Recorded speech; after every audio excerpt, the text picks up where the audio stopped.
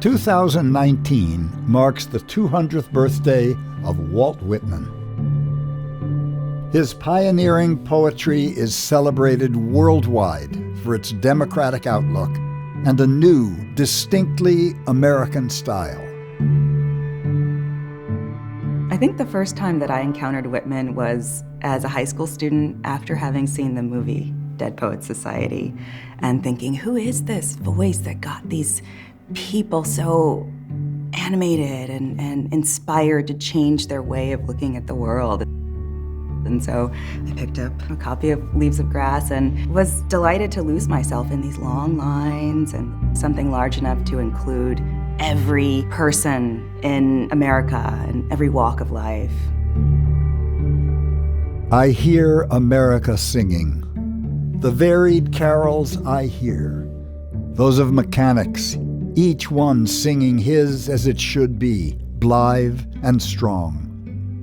The carpenter singing his as he measures his plank or beam. The mason singing his as he makes ready for work or leaves off work. You feel alive in his words. It's not just that he projects you back into the past, into the middle of the 19th century. He projects you into the present, and then he projects you into the future. I don't know how that man got there. I don't know what happened in his life that made him receptive to this kind of vision, but I think it's bigger than poetry.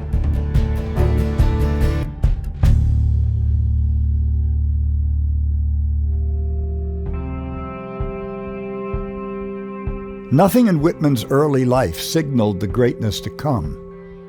Born in 1819 on a Long Island farm, his family was plagued with financial problems and moved often. Young Whitman eventually found himself in Manhattan.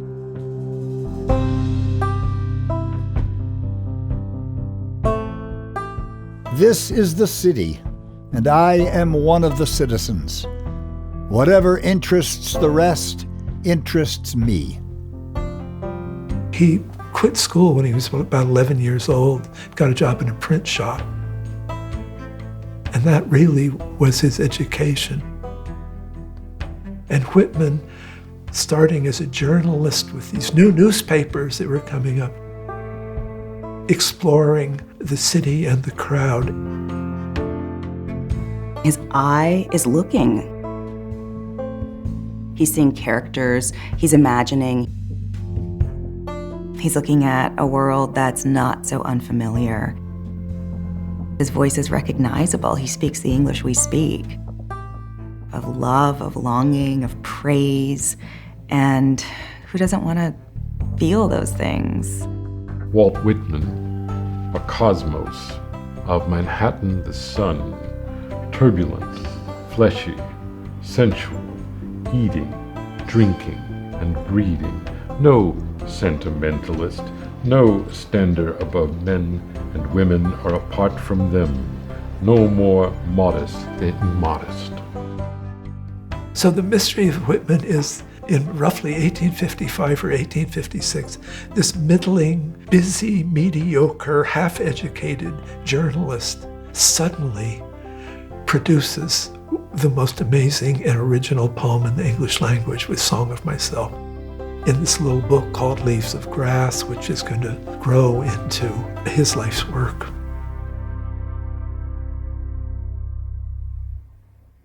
I exist as I am. That is enough.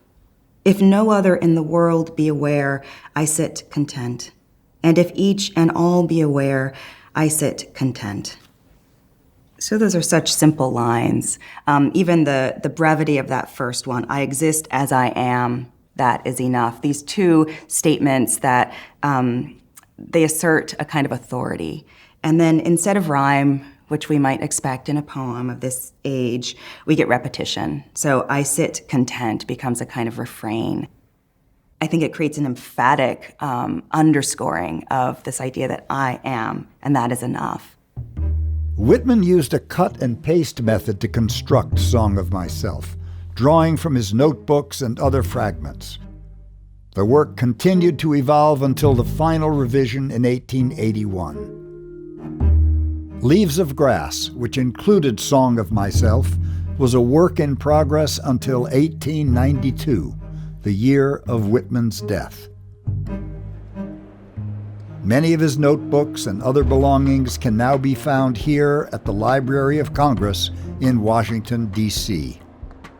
So these are some of the wonderful things we have in the Walt Whitman collections in the manuscript division here at the Library of Congress, including Whitman's glasses and pen, but also his hand. And it's a wonderful plaster cast made of his hand in Boston in 1881.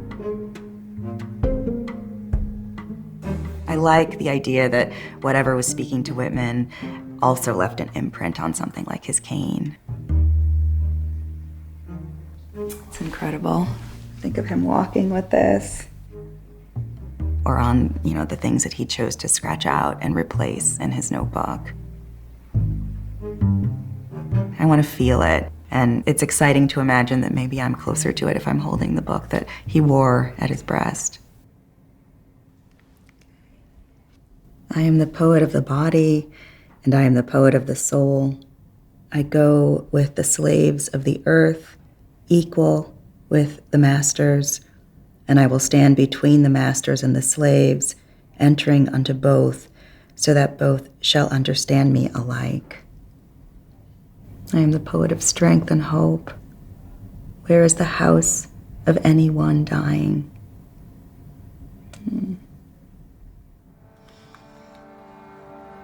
Whitman understood the responsibility of the poet to be a citizen. He says the duty of the poet is to cheer up slaves and horrify despots. He's speaking in terms of the poet's role as a citizen, the poet's role in making social change for the better, the poet's role in building democracy. So he'd written this poem and then revised it and made it grow all through the 1850s. It was a period of optimism in American life. At the same time that the country was headed toward this disastrous civil war. And when it came, Whitman felt very identified with Lincoln and with the Union because that was the undivided America that he dreamed of.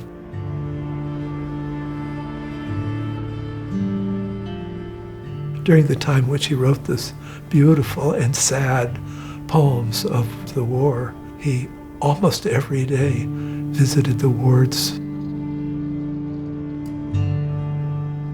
After his brother George was wounded at the Battle of Fredericksburg, Whitman hurried to the site to help care for him. Deeply moved by the experience, he would continue to volunteer in the military hospitals around Washington, D.C. for the rest of the war. He cared for thousands of patients, keeping notes on many, and often bringing small gifts to cheer them up.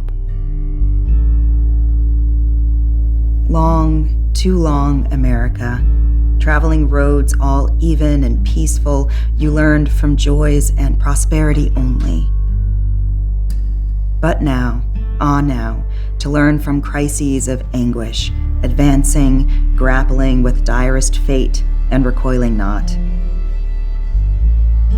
And now to conceive and show to the world what your children en masse really are.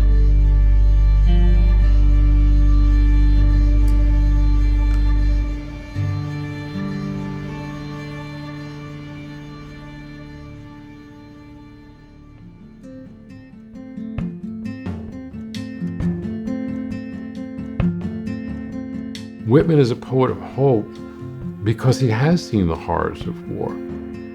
He is hopeful precisely because he has seen not only the sacrifices but the alternative to hope, which is despair.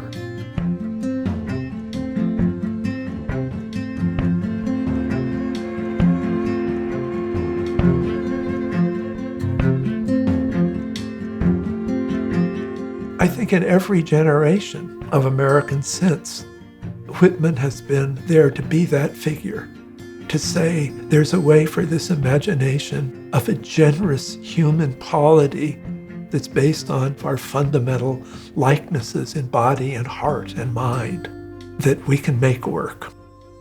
That seed, that belief that Whitman kind of contains has kind of taken root. And it's coming up through all these different voices. I like that so many writers seem tapped in to that sensibility. Poets who are writing from immigrant perspectives, poets who are writing from Native American perspectives and saying, I belong to this thing that is America. I'm an extension of, and evidence of, the dream of America. I bequeath myself to the dirt, to grow from the grass I love. If you want me again, look for me under your boot soles. You will hardly know who I am or what I mean, but I shall be good help to you nevertheless, and filter and fiber your blood. Failing to fetch me at first, keep encouraged. Missing me one place, search another. I stop somewhere, waiting for you.